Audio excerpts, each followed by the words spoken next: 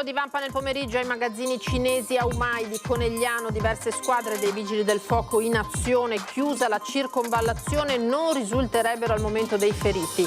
Polemiche IRAP, la regione conferma la maggiorazione ma rassicura le imprese, incidenza minima, le entrate serviranno per la strada verso il nuovo ospedale di Padova e la bretella di Cortellazzo, Pedemontana non c'entra nulla. Resta la tensione col mondo imprenditoriale che lamenta il mancato coinvolgimento. Confcommercio Veneto sia un una tantum. Il presidente della Camera di Commercio di Treviso e Belluno Pozzara, meglio ritoccare l'IRPEF. L'ex prefetto di Rovigo, Caterino, nominato commissario per l'emergenza granchio blu dai ministri dell'agricoltura e dell'ambiente. Subito le richieste del mondo della pesca. Usano un'auto come ariete per sfondare la vetrata del negozio e razziare 5 bici per un valore di oltre 20.000 euro. Il video dei ladri in azione nella notte a Mestrino, nel Padovano. Ritrovate per caso dietro l'altare della chiesa principale di Mogliano le preziose canne d'organo rubate una settimana fa a San Trovaso di Preganziò. Resta il giallo sui responsabili. Sono nate dagli allenamenti nelle acque del Brenta ben 4 medaglie olimpiche, l'ultima appena pochi giorni fa, ma l'attività è a rischio a causa del progetto di una nuova centrale idroelettrica. Un intero paese ha adottato un cavallo, pronipote del mitico Varenne. È successo a Galliera Veneta, dove sono state vendute 100 quote da 80 euro in pochissime ore. Buonasera, ben trovati, eccoci in diretta con l'edizione del Veneto. Allora, lo avete sentito dai titoli, andiamo subito con la cronaca a Conegliano, dove un vasto incendio è divampato nel pomeriggio divorando la sede di un magazzino cinese, Aumai, sulla circonvallazione esterna della città, quindi visibile davvero a migliaia di automobilisti. Per noi ci sono sul posto Edi Calimane e Tommaso Migot. Edi, mi senti? A te la linea. Lina, buonasera. Siamo esattamente in Viale Italia, nella rotonda che costeggia di fatto il centro ed è uno snodo principale per la città. Buonasera.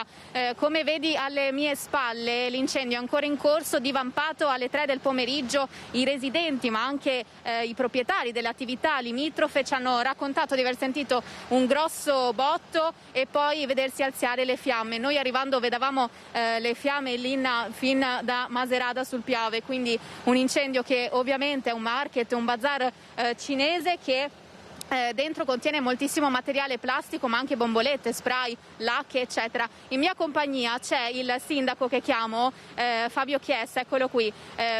Sindaco, intanto noi stiamo utilizzando la mascherina perché l'aria è irrespirabile, sta bruciando materiale plastico, ha emesso un'ordinanza per dire ai cittadini di chiudere le finestre in questo momento. Ma guardi, adesso stiamo valutando insieme ai vigili del fuoco, abbiamo diramato l'informativa di chiudere le finestre e rimanere in casa. In questa zona devo dire che hanno fatto un intervento eccellente i vigili del fuoco che sono qui ormai da ore. Adesso fortunatamente la nube non è più intensa come prima, però come potete vedere dà comunque preoccupazione. Per cui grazie a chi è intervenuto, ma penso che ne avranno ancora per tutta la nottata. Perché sentiamo ancora dei botti all'interno? Assolutamente sì, non si sa esattamente tutti i tipi di materiale, per cui anche i vigili del fuoco stanno agendo con la massima cautela nel rispetto delle norme, però vi dico, hanno fatto veramente un lavoro incredibile, c'erano decine di vigili del fuoco, li ringraziamo perché senza di loro le cose sarebbero andate molto peggio. Squadre infatti da Pordenone, Vittorio Veneto, Treviso e ancora altre, Vittorio Veneto già detto. Comunque i vigili del fuoco sono tuttora al lavoro e ci hanno detto, ma non ancora confermato, che dovrebbe essere divampato l'incendio a partire dal piano terra, ancora da accertare ovviamente il motivo scatenante delle cause. Lina, intanto da Conegliano è tutto, noi continuiamo a sentire testimonianze e aggiornarvi nel telegiornale di Treviso. Nell'edizione di Treviso, ringraziando il sindaco, con Tommaso Migotto ti restituisco la linea.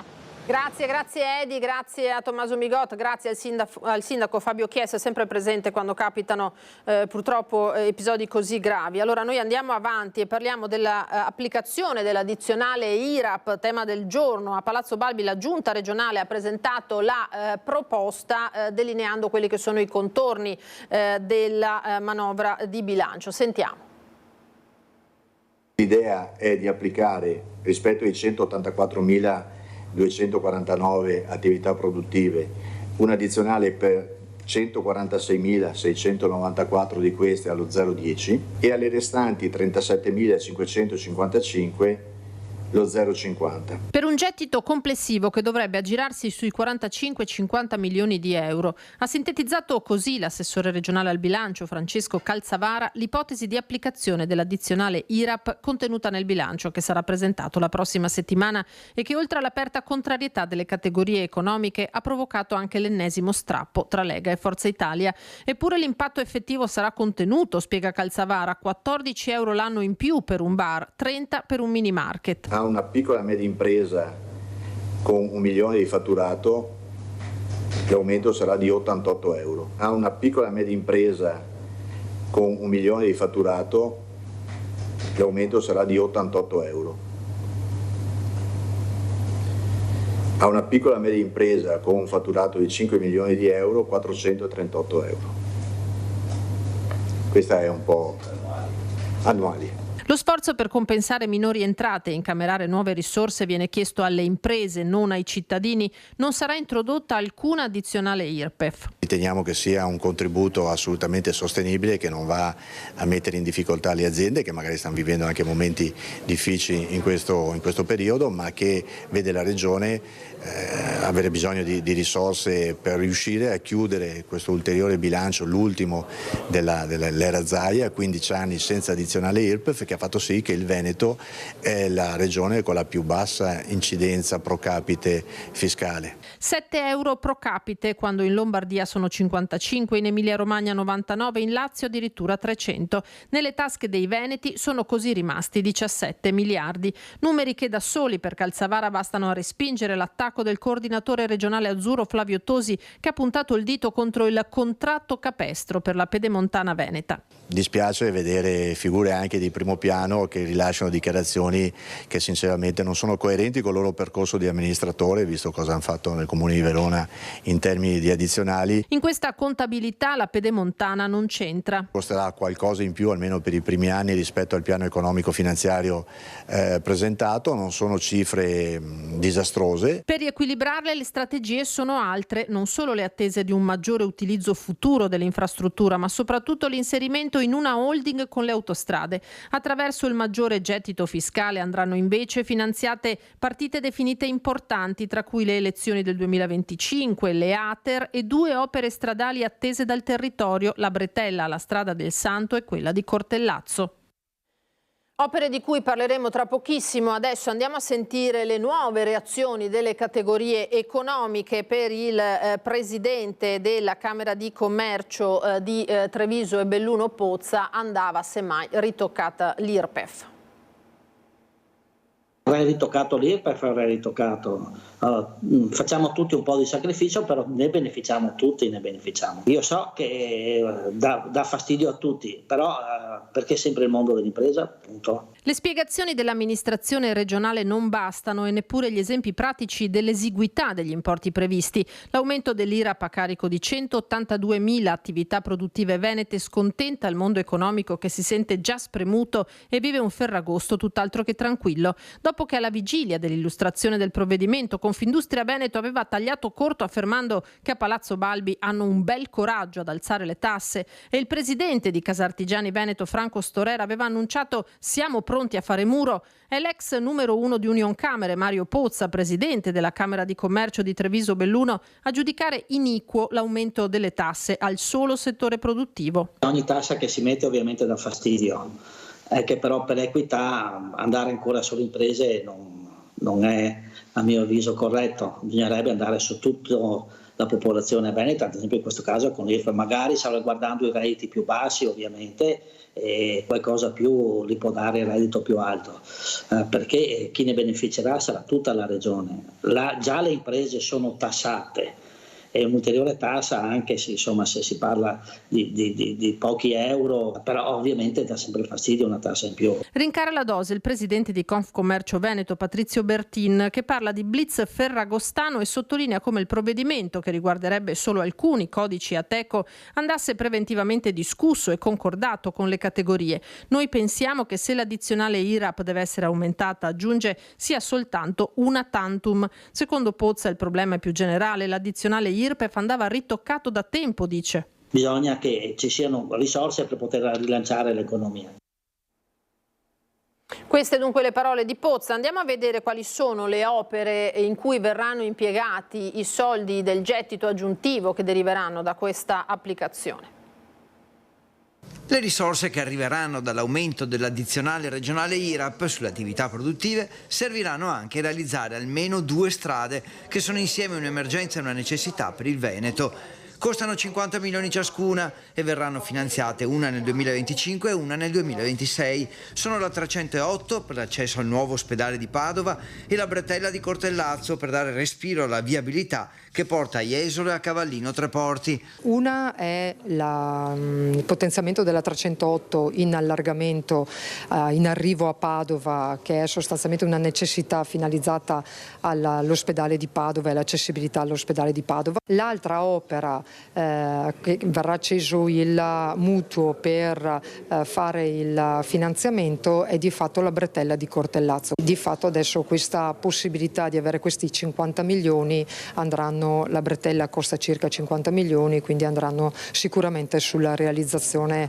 della bretella, che in parte risolve i problemi insieme alla via del mare di accessibilità al litorale. L'addizionale IRAP dunque nulla avrà a che fare, precisano gli assessori, con la pedemontana per il canone che la Regione deve pagare su questa strada, 154 milioni quest'anno e 165 nel 2025, ai quali però bisogna sottrarre gli introiti dei pedaggi. I soldi si troveranno da un'altra parte. La soluzione vicina potrebbe essere ufficializzata già la prossima settimana. Un po' stufa di sentire parlare di pedemontana. No, più che altro che o si parla di pedemontana per qualsiasi cosa, cioè pedemontana è il demone. Noi ci siamo trovati di fatto ad aver ereditato un contratto e un atto aggiuntivo che avevano dei seri problemi. L'opera oggi è finita, è interconnessa con il sistema autostradale, il traffico sta crescendo, sta diventando veramente la quarta e la quinta corsia della Brescia-Padova in quella che è la parte, diciamo, da Montecchio verso est. Se ne è capito l'utilità, perché anche chi la contesta, lo voglio dire, la utilizza. Va vista piuttosto in un sistema di autostrade venete che la Regione vorrebbe gestire nel suo complesso. Una speranza ancora viva, dipenderà dalle trattative con Ministero e Governo. Cambiamo tema, il 15% dei produttori di cannabis light per uso medico si trova in Veneto. L'attacco della consigliera regionale dei Verdi Cristina Guarda, l'emendamento del governo dice mette a rischio migliaia di posti di lavoro per una questione ideologica senza basi scientifiche. Con i Verdi europei stiamo facendo un'azione in contrasto al governo Meloni, che in questo momento sta mettendo in ginocchio l'intero comparto della produzione di canapa con 2 atti. Un decreto ministeriale che inserisce l'estratto di CBD, e quindi il CBD, il cannabidiolo, che ha evidenti effetti benefici per la salute e utilissimo appunto per la prevenzione di emicranie piuttosto che di altre patologie croniche. E il secondo atto invece è un atto che è un emendamento che è stato approvato in commissione, intanto, per cui non è ancora legge, ma andrebbe a mettere in ginocchio l'intero settore produttivo della canapa, perché impedisce formalmente l'utilizzo della parte più remunerativa della canapa, l'infiorescenza. La parlamentare europea Cristina Guarda, insieme al consigliere regionale Renzo Masolo, a Padova per lanciare un'iniziativa in difesa della canapa light a uso medico e i tanti imprenditori che hanno investito in questo settore. Ogni intervento che viene fatto a danno di questa pianta dell'utilizzo dell'infiorescenza è un atto che viene fatto in contrasto a tutte le piccole e medie imprese che stanno investendo in uno dei settori che in Italia è tra i più rischiosi, perché il continuo cambio di opinioni da un punto di vista legislativo, politico, per trovare dei capri espiatori per magari nascondere altri atti, tutto questo cambio di rotta rende questo investimento molto pericoloso per l'imprenditore stesso, e invece, ribadisco, è uno dei settori che può far più bene all'ambiente, e tra l'altro è una pianta che consuma pochissima acqua. È un accanimento ideologico per l'esponente dei Verdi al Parlamento europeo. Sono più di 10.000 i lavoratori del comparto in tutta Italia. Il Veneto rappresenta il 15% dei produttori nazionali, una produzione molto sviluppata da Belluno a Rovigo. È un'assurdità scientificamente imprecisa e assolutamente antiscientifica, ed è una lotta che mi sembra davvero sia più a vantaggio di alcuni settori lobbistici, addirittura nel settore settore appunto della vendita illegale e non invece a vantaggio di una produzione sana che fa bene alla salute, fa bene addirittura all'ambiente e è il settore che sta crescendo di più, del 36% dal 2016 ogni anno fino al 2019. Da Roma è arrivata invece la nomina del commissario straordinario per l'emergenza granchio blu. Si tratta di Enrico Caterino, già prefetto a Rovigo. Adesso tutto il mondo della pesca si aspetta un cambio di passo nelle decisioni, un aumento dei fondi a disposizione e la soluzione dell'emergenza che sta mettendo in ginocchio Veneto ed Emilia-Romagna.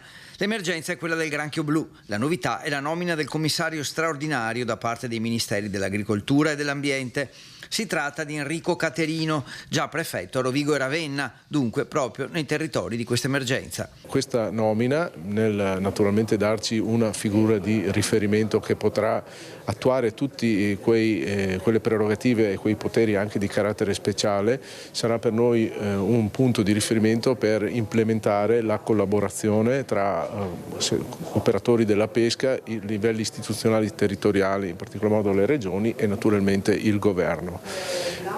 Siamo pronti sin da subito a lavorare col commissario. Dal commissario le associazioni di categoria si attendono tempi più veloci per liquidare le aziende e ripristinare una situazione di normalità e la ripresa dell'attività produttiva dei pescatori, afferma Ettore Prandini, presidente nazionale di Coldiretti. Nel delta del Po il granchio blu sta facendo strage di allevamenti di vongole e cozze, ma anche telline, altri crostacei e piccoli pesci. È certo che si tratta di un'emergenza che anche quest'anno si manifesta con una gravità estrema e che quindi necessita di risposte anche di carattere straordinario che possono appunto individuare nella figura del commissario quel soggetto che possa darne piena attuazione. Secondo la Coldiretti Pesca i danni alle imprese, per alcune cancellato il 100% della produzione, hanno ormai superato i 100 milioni di euro, una situazione che minaccia la sopravvivenza nella zona di oltre 2000 famiglie. Parliamo di furti adesso, con l'auto usata come ariete per sfondare la vetrina di un negozio di biciclette nel Padovano. Ecco i predoni in azione che con un'auto usata come ariete hanno spaccato la vetrina del negozio Stefanelli a Mestrino per razziare prestigiose biciclette da corsa. Il tutto è accaduto intorno alle 4:30. Approfittando del favore delle tenebre, ignoti hanno utilizzato un'auto per infrangere completamente la vetrina del negozio e rubare 5 costose biciclette per poi fuggire. Un'azione repentina e fulminea. Il boato ha svegliato tutto il quartiere. Sul posto sono intervenuti 4 equipaggi dei carabinieri che hanno visionato le immagini delle telecamere per identificare i responsabili della razzia. Il danno, anche alla struttura del negozio, è in corso di quantificazione. Questo è il secondo colpo nella provincia di Padova nel giro di pochi giorni. E invece ieri pomeriggio sono state ritrovate in uno scatolone in chiesa a Mogliano Veneto le canne d'organo rubate nella chiesa di San Trovaso di Preganzioli. Ieri siamo stati dai carabinieri che ci hanno chiamato che sono state ritrovate e sono state ritrovate dal nostro organista. L'organista Manuel Copertino doveva suonare durante la celebrazione di un funerale nella chiesa di Santa Maria Assunta a Mogliano. Prima dell'inizio del rito, insieme al sacrestano, è andato nell'abside dietro l'altare per prendere una tastiera e qui ha visto un oggetto metallico di forma conica spuntare da uno scatolone. Una volta avvicinatesi hanno capito che si trattava di una canna d'organo, accanto a un sacchetto di plastica con altri tromboncini. Hanno subito portato lo scatolone presso il comando dei carabinieri che hanno accertato che si trattava delle canne dell'antico organo ottocentesco della chiesa vecchia di San Trovaso di Preganziol, di cui era stato denunciato il furto la settimana scorsa. Sbrigate le pratiche del caso, i militari hanno riconsegnato a Don Daniele le componenti dello strumento che sono state subito riposizionate al loro posto. Siamo un po' più sollevati, ne manca ancora una e speriamo di trovarla. Tra il materiale ritrovato una canna che era sparita un mese fa, mentre all'appello ne manca una rubata martedì scorso insieme alle altre 18. 3 tromboncini recuperati hanno riportato alcuni danni. La situazione è abbastanza buona, c'è un problema su 3 canne, forse una riesco già adesso a metterla a posto. Ci si è poi accorti che i ladri martedì scorso hanno portato via anche le matite usate per scrivere sugli spartiti e la lampada che illumina il leggio. Intanto continuano le indagini dei carabinieri di Mogliano. Restano da ritrovare infatti le 20 canne dell'organo della chiesa di San Marco Evangelista in Ronzinella, mentre per il furto di San Trovaso rimangono molti aspetti da chiarire e molte domande ancora senza risposta. Chi ha rubato le canne e soprattutto perché i ladri hanno deciso di lasciarle proprio dietro l'altare di Santa Maria Assunta, mentre al quesito del perché i malviventi abbiano deciso di restituirle ci pensa direttamente Don Daniele a dare una risposta. Io penso che la mediazione che avete fatto voi sicuramente è servita, perché si è sentito come braccato, quindi ha pensato bene di disfarsi così delle canne. Un pentimento, no? Dice. No, difficilmente quelle persone si pentono, a mio avviso. In Val Brenta adesso, dove sono nate proprio dagli allenamenti nelle acque del Brenta ben 4 medaglie olimpiche, l'ultima appena qualche giorno fa, ma l'attività è a rischio. Sono già 6 i punti di produzione idroelettrica nel tratto veneto-trentino del fiume Brenta. È in vista l'arrivo di una 7ª struttura che accorcerebbe lo spazio a disposizione per l'attività sportiva di rafting e canoa, discipline che tanto stanno dando al medagliere olimpico azzurro. Siamo in festa in questo periodo perché abbiamo la 4ª medaglia di Giovanni De Gennaro, dopo quella di Ferrazzi e di Molmenti d'oro e il bronzo di Ferrazzi a Sydney. Siamo in festa perché anche la portata del fiume è molto bella, è divertente in questo periodo molto caldo, ci sono molti turisti, il rafting e la canoa sono attività ormai diventate popolari. È un fiume che si presta, una palestra naturale, non ci sono campi artificiali in Italia. Qui ci sono i centri federali di allenamento che rischiano, così come le attività aperte ai turisti, di subire un ridimensionamento a causa della nuova centrale. Stiamo sollecitando le amministrazioni pubbliche che non venga autorizzata perché ci verrebbe a togliere un tratto di fiume importante, soprattutto per la parte dell'imbarco, la parte della prima parte in navigabilità con l'accesso anche al Subiolo, eccetera. Oltre all'attività sportiva si mette a rischio anche parte dell'economia locale. È cresciuto molto il turismo, per quello ci dispiacerebbe una forma di economia nuova, ci dispiacerebbe anche per noi che siamo direttamente interessati, ma anche tutto l'indotto che abbiamo creato. Lei tenga presente che io nella mia azienda ho 50 collaboratori che in gran parte vivono di questa mia attività, dunque anche tutto l'indotto, ristoranti, alberghi, bed and breakfast e tutto quello, i negozi che girano attorno vorrebbero venire a mancare o comunque a soffrire di questa mancanza di attività. Da Galliera adesso, dove un intero paese ha adottato un cavallo pronipote del mitico Varenne. Eccola la vittoria a Cesena sabato scorso che ha permesso a Goujon di diventare professionista nel mondo delle corse. Goujon è un cavallo speciale perché, oltre a essere un pronipote di Varenne, il leggendario destriero che vinse anche il Prix d'Amérique a Parigi, è un cavallo che è stato adottato da un paese intero, il suo paese d'origine, Galliera Veneta. È tutto partito con un post su Facebook e da lì numerose persone hanno iniziato a contattarmi, a tal punto che poi qualcuno, appunto, non riuscendo a contattarmi telefonicamente, si è presentato anche a casa suonando il citofono e manifestando la volontà a partecipare a questo progetto, e quindi da subito l'interesse lo abbiamo riscontrato. Detto questo, quello che poi ne è conseguito con la vendita delle 100 quote in pochissimo tempo è stato veramente inaspettato. L'idea è venuta quasi per gioco a Filippo Lago, che insieme al padre ha un piccolo allevamento di cavalli. Non si aspettava sicuramente un successo così repentino. Dopo l'allevamento, il periodo in allevamento è stato affidato a Lorenzo Baldi, che è uno dei maggiori preparatori di puledri in Europa. Il cavallo appunto è in allenamento da lui ad Altedo, in provincia di Bologna. Ora Goujon, il cui nome è un omaggio a Jean-René Goujon, uno dei più importanti allenatori della storia del trotto mondiale, è pronto per correre, ma il progetto è di preservarlo ancora per garantire la piena maturità. Il cavallo vogliamo preservarlo a 2 anni, dandogli impegni centellinati, perché ha la necessità di maturare dal punto di vista fisico e dal punto di vista mentale, motivo per il quale a 2 anni correrà il giusto, mentre a 3 anni, se le cose vanno bene, dovrebbe avere una programmazione molto più ampia. Un affetto incredibile per il pronipote di Varenne, che del nonno ha preso l'attitudine a stare davanti alle telecamere. I supporter sono tanti e sono addirittura molti di più di quelli che in realtà hanno le quote, perché ovviamente coloro che hanno acquistato le quote lo sostengono in un determinato modo, però molti sono anche semplici tifosi, quindi lo vogliono conoscere, lo vogliono vedere, e lui, ho visto anche l'atteggiamento che ha avuto sabato sera, si atteggia veramente come una sorta di star, no? È molto, faceva foto, selfie, video, insomma in questo devo dire che qualcuno lo accosta al nonno. Se agonisticamente è prematuro accostarlo al nonno, dal punto di vista mediatico e anche di approccio ai media è molto simile.